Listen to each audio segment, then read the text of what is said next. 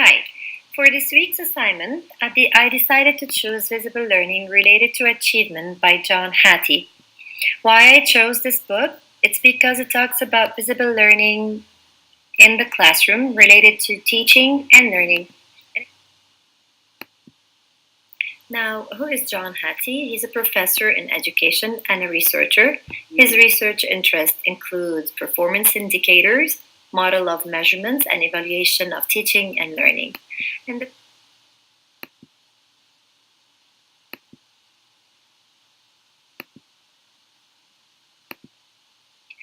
So, what is visible learning?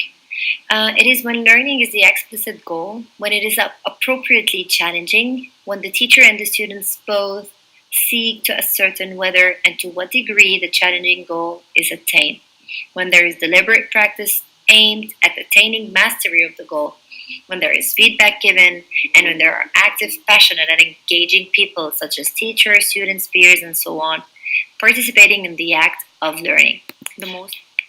The book examines a comprehensive list of factors that you see in front of you that potentially could influence students' learning. These have been grouped into the following listed categories. But before we elaborate on the idea, let me explain quickly how he rated the value of his statistics. In using the meta-analysis technique, he employed the Cohen-D statistic to compare the difference of facts on learning. And he chose, as you see on the rubric below, the value 0.4 as the lower limit as seen on the rubric on the page. So in chapter 3, he discusses more about students' characteristics. And a common theme throughout this chapter is the powerful influence that the child brings to school through the effect of their prior achievement, their personality dispositions, and their preschool experience. While prior achievement is the least influenced by school education, there are many opportunities throughout school to influence some of the key attributes, such as willingness to engage in learning, degree of reputation enhancement that a child can gain from being engaged in learning, the attribution of success to factors such as effort rather than ability, and the raising of positive attitudes towards learning. You will see in the picture here a list of factors influencing students' characteristics based on the D-Cohen's factor. One more thing. Now, in chapter 5, he talks about the home characteristics, parents' influence. And definitely, parents have major effects in terms of the encouragement and expectation that they transmit to their children. Many parents, however, struggle to comprehend the language of learning and thus are disadvantaged in the method they use to encourage their children to attain their expectation. Across all home variables, parental aspiration and expectations for children educational achievement has the strongest relationship with achievement. While communication like homework, schoolwork, assistance with homework, discussing school progress have a moderate size effect. Thus, parents need to hold high aspiration and expectation for their children, and they should be educated in the language of schooling so that the home and school can share in the expectations and the child does not have to live in two different worlds.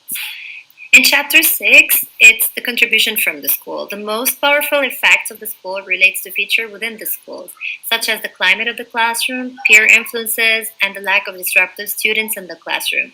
Other powerful effects include adapting curriculum to be more appropriately challenging, and having principals who see themselves as instructional leaders at the helm of schools. The message from chapter 6 is about the power of teachers. It is teachers using particular teaching methods, teachers with high expectations for all students, and teachers who have created positive student-teacher relationships that are more likely to have the above average effect on students' achievement. When you talk about quality teachers, it's the quality of the effect of teachers on learning. Having low expectations of the student's success is a self-fulfilling prophecy, and it appears that expectations are less mediated by between student attributes like gender, race, than by whether they are held high or low for all students. How to invoke high expectations seems critical, and this may require more in-school discussion of appropriate benchmark across grades and seeing evidence of performance before starting the year. To have high expectations and to share a common conception of progress requires teachers to be concerned about the nature of their relationships with their students. There is also the curriculum approach contribution, as you see the list on the page here. Chapter 9 and 10 are related to teaching approaches. There are many teaching strategies that have an important effect on students' learning.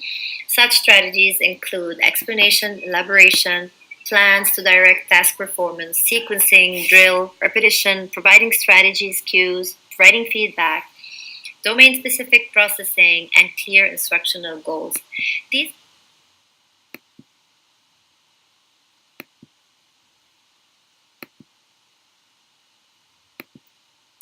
Now, here is some elements of controversy in Hatti's book. So, the model of visible teaching and learning combines rather than contrasts teacher-centered teaching and student-centered learning and knowing.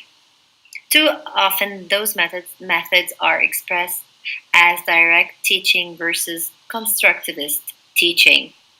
Constructivism too often is seen in terms of student centered inquiry learning, problem based learning, and task based learning.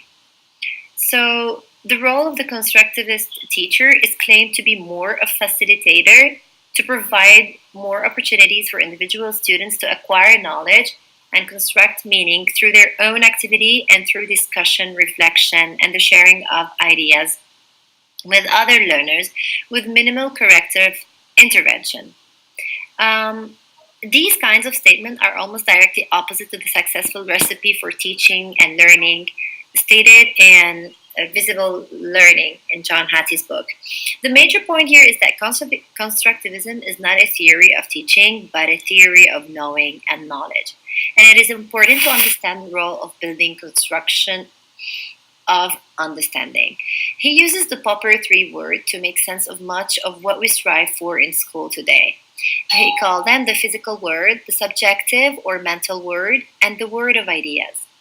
These three worlds have major parallels with the three worlds of achievement: surface knowledge of the physical world, the thinking strategies and deeper understanding of the subjective world, and the ways in which students construct knowledge and reality for themselves as a consequence of this surface and deep knowing and understanding. This third world, often forgotten in the passion for teaching facts and thinking skills, is entirely created by human and capable of being improved. Students often come to lessons with already constructed realities, third world, which, if we as teachers do not understand them before we start to teach, can become the stumbling blocks for future learning. So, for him, as you see in the table below, that's the elements of controversy. You will see the difference between the visible learning theory of John Hattie and the constructivist approach. I do really believe that the book is really inspiring, and I really advise you to read it because it changed a lot of perceptions we made as teachers, and it gives us valuable information for us as teachers in our learning journey and teaching journey.